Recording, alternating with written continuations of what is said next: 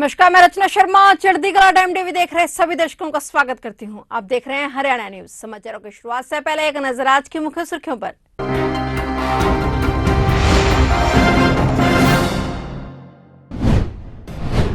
पैंतीसवां अंतर्राष्ट्रीय सूरजकुंड हस्तशिल्प मेला आज से शुरू। 19 मार्च से शुरू होकर 4 अप्रैल तक चलेगा अंतर्राष्ट्रीय सूरजकुंड हस्तशिल्प मेला। 20 मार्च से 9 दिन के इंग्लैंड दौरे पर जा रहे शिक्षा मंत्री कंवरपाल गुर्जर। इंग्लैंड में विश्व स्तर पर शिक्षा के क्षेत्र में किए जा रहे कार्यों को किया जाएगा प्रदर्शित। सिरसा में धरने की तैयारी में लगे किसान। संयुक्त किसान मोर्चा के आह्वान पर 21 मार्च को लघु सचिवालय में किसान देंगे धरना।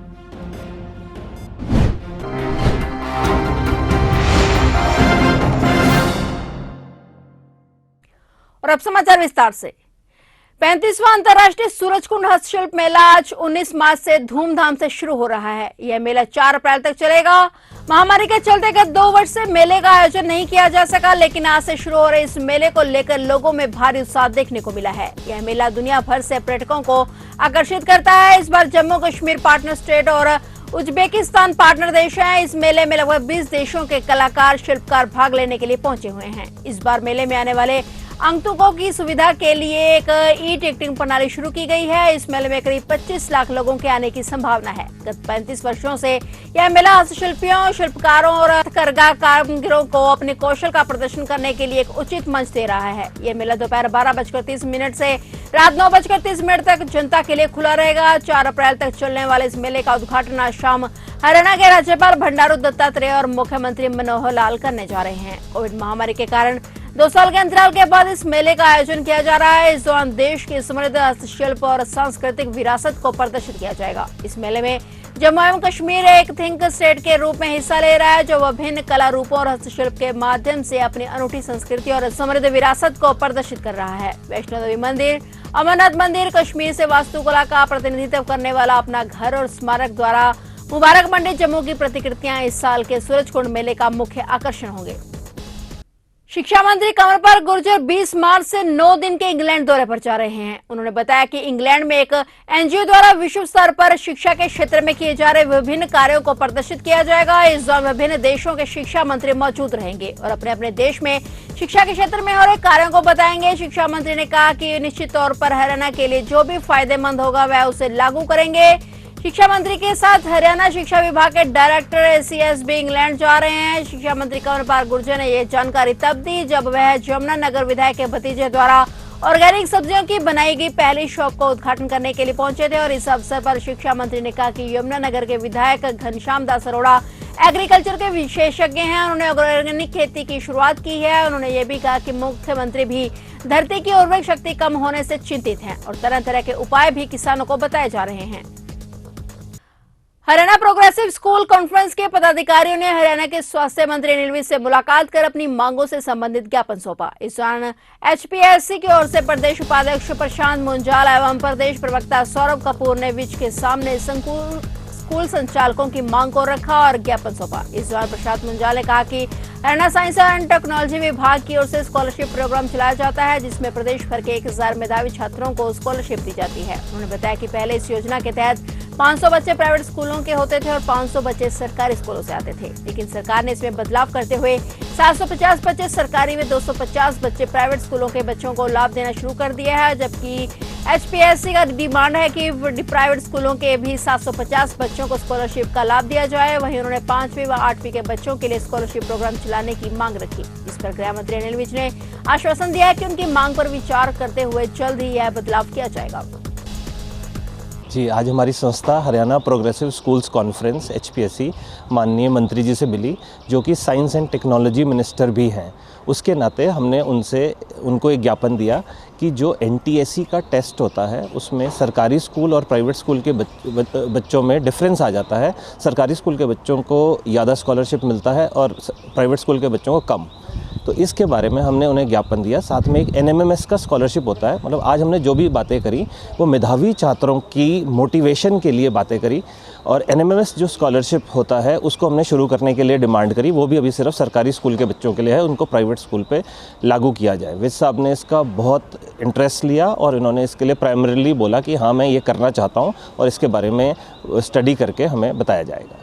हरियाणा के अंबाला की सेंट्रल जेल एक बार फिर से सुर्खियों में है। इस बार अंबाला की सेंट्रल जेल में बंदियों की आपस में भिड़ने का मामला सामने आया है। जेल में हुई बंदियों की भिड़ंत में एक बंदी बुरी तरह से घायल हो गया, जिसे इलाज के लिए अंबाला शहर के नागरिक अस्पताल में भर्ती करवाया गया। घायल बंदी के बयानों के आधार पर पुलिस ने हमला करने वाले बंदियों के खिलाफ एफआईआर दर्ज कर जांच शुरू कर दी है। देखिए, 14 तारीख को हमें हॉस्पिटल से सूचना मिली थी कि जेल में बंद है हवालाती है राहुल, जो झगड़े की चोटों के कारण हॉस्पिटल में एडमिट है।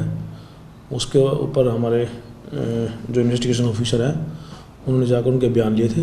उनके बयान के आधार पर और जेल प्रशासन द्वारा भी हमें लिखित सूचना मिली थी, हमने इस पर एफआईआर रजिस्टर कर लिया है और इस पर कार्रवाई की जा रही है।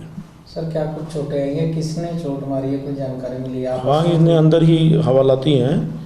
बयान में इन्होंने 6 से 7 आदमियों के नाम लिखवाए हैं। उनके खिलाफ बाई नेम हमने एफआईआर की हुई है और उनको जल्दी ही हम कोर्ट से प्रोडक्शन वारंट लेंगे, शामिल तफ्तीश करके कार्रवाई करेंगे। करनाल जिले के ब्रास गांव स्थित ब्रास बीच फार्म हाउस पर ऑस्ट्रेलिया से university of Queensland doctor Abhishek Rana पहुंचे और खेती को लेकर कई जानकारियां साझा की। डॉक्टर अभिषेक ने बताया कि खरीफ फसल में सबसे महत्वपूर्ण धान की फसल है। इसकी खेती उत्तर भारत से दक्षिण भारत तक होती है। उन्होंने बताया कि इसके उलट ऑस्ट्रेलिया में अधिकतर सब्जी की खेती की जाती है। डॉक्टर अभिषेक ने बताया कि अब तो कलर भूमि के लिए धान की नई किस्में आ गई हैं, जो किसानों के लिए बहुत ही ज्यादा फायदेमंद है। इससे किसानों को अच्छा मुनाफा हो सकता है। अभी मैं छुट्टियों में यहाँ पे आया हुआ था तो मैंने देखा गुरप्रीत जी ने बहुत बड़ा अच्छा काम कर दिया है। 3 साल में बहुत ज़्यादा चेंज किया इन्होंने यहाँ पे। और मैंने अभी देखा ये मेरे को अपने अलग अलग किस्मों की जो है जांच करवा रहे थे, दिखा रहे थे मेरे को भी क्या क्या इन्होंने किया है इतने सालों में।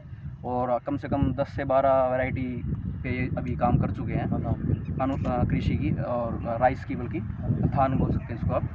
और अभी भी ये बोल रहे थे कि भी अमेरिका से 2-3 टीमें आई थी, जो कि अपना मंडूसी जो एक खरपतवार है गेहूं के अंदर, उसके ऊपर ये बड़ा अच्छी उनको मतलब कंट्रोल मिला है। तिदवा दवाई है। हाँ जी, तिदवा दवाई के साथ।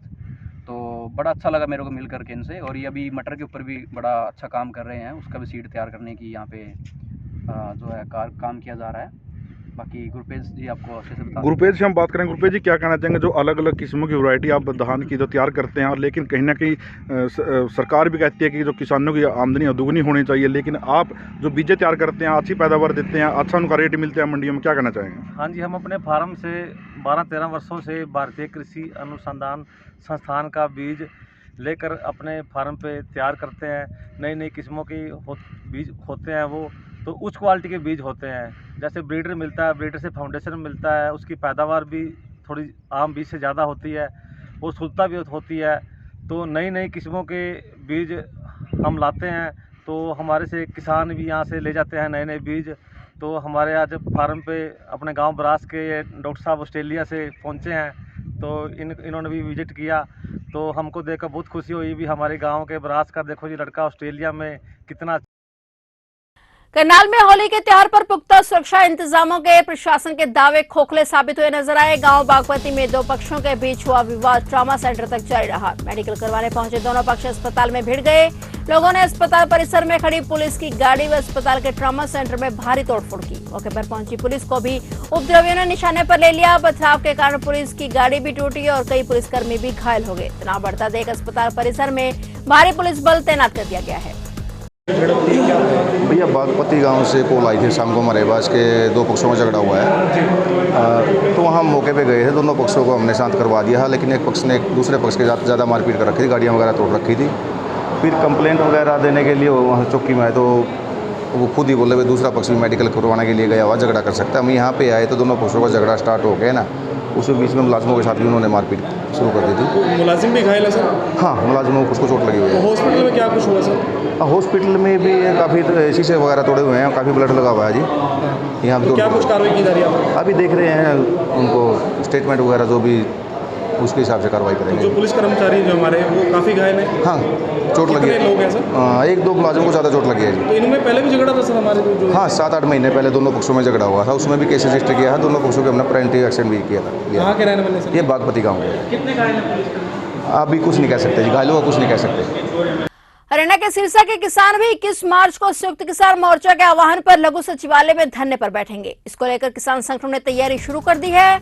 शनिवार को भारतीय किसान एकता प्रधान सरदार लखविंदर सिंह औलख ने किसानों की बैठक में तैयारियों की समीक्षा की। उन्होंने बताया कि संयुक्त किसान मोर्चा के आह्वान पर किसान 21 मार्च को देश भर में सुबह 11 बजे से 1 बजे तक अपने अपने जिले के लघु सचिवालय और सब डिवीजन कार्यालय के समक्ष विरोध प्रदर्शन करके डीसी के माध्यम से तथा 25 मार्च को हरियाणा पंजाब के किसानों द्वारा मोहाली में हरियाणा और पंजाब के राज्यपाल के माध्यम से राष्ट्रपति के नाम ज्ञापन सौंपेंगे। उन्होंने जिले के किसानों से आह्वान किया कि 21 मार्च को सुबह 11 बजे लघु सचिवालय के समक्ष इकट्ठे हों। भारतीय किसान एकता की टीम 25 मार्च की सुबह 6 बजे सिरसा से मोहाली के लिए रवाना होगी। अम्बाला नगर निगम ने शहर की स्वच्छता रैंकिंग सुधारने के लिए कई कदम उठाए हैं। वहीं वेस्ट मैनेजमेंट को लेकर भी नगर निगम सुधार करने में जुटा हुआ है। इसी कड़ी में अम्बाला नगर निगम की टीम ने शहर के कई होटलों में जाकर वहां के वेस्ट मैनेजमेंट की जानकारी ली। ज्यादातर होटल संचालक यही बताते नजर आए कि इकट्ठे हुए कूड़े को ऐसे ही कहीं फेंक दिया जाता है। नगर निगम के अधिकारियों ने होटल संचालकों को अपने लेवल पर ही कूड़ा प्रबंधन करने के निर्देश दिए। इसके अलावा कूड़े से खाद बनाने को लेकर भी विधियां बताई गई। ज्यादा जानकारी देते हुए नगर निगम के सैनिटरी इंस्पेक्टर सुनील दत्त ने बताया कि एनजीटी के नियम लागू करवाने के लिए 6 होटलों की चेकिंग की गई है और होटल संचालकों को अपने लेवल पर कूड़ा प्रबंधन करने व वेस्ट वाटर ट्रीटमेंट करने के निर्देश दिए गए। नियमों की उल्लंघना करने वाले होटलों पर कार्रवाई की जाएगी। गाइडलाइन के अंतर्गत जितने भी शहर के अंदर या हाईवे के अंदर होटल, रेस्टोरेंट, ढाबे हैं, उन सभी को चेक किया जा रहा है ताकि वह एनजीटी की जो गाइडलाइन है उसके रूल फॉलो कर सकें। जैसे पानी उनकी वेस्टेज है उसका स्टोर कैसे उसका ट्रीटमेंट करके कैसे वो नालों नालियों में डाल रहे हैं। जैसे अपने किचन से रसोई का कूड़ा वगैरह निकल रहा है उसको अपने सतर पर ही उसका निपटान करेंगे वो। और काफ़ी फिर और भी है इसके अंदर रूल है जो हमने उनको बता दिए गए हैं और लिखित में दे दिए गए हैं उनको। भारी भरकम जुर्माना भी लगाया जाएगा। आज हमने 6 होटलों के अंदर अभी चेकिंग की है, उसके बाद हम लगातार कर ही रहे हैं। जितने भी होटल हैं सबको चेक किया जाएगा। कोई नियमों की उल्लंघना करता पाया जाता है तो उसके ऊपर भारी भरकम जुर्माने का प्रावधान है और उसको बिल्कुल भी बख्शा नहीं जाएगा। फिलहाल हरियाणा न्यूज में इतना ही। तब तक के लिए देखते रहिए चढ़ती कला टाइम टीवी और मुझे दीजिए इजाजत। धन्यवाद।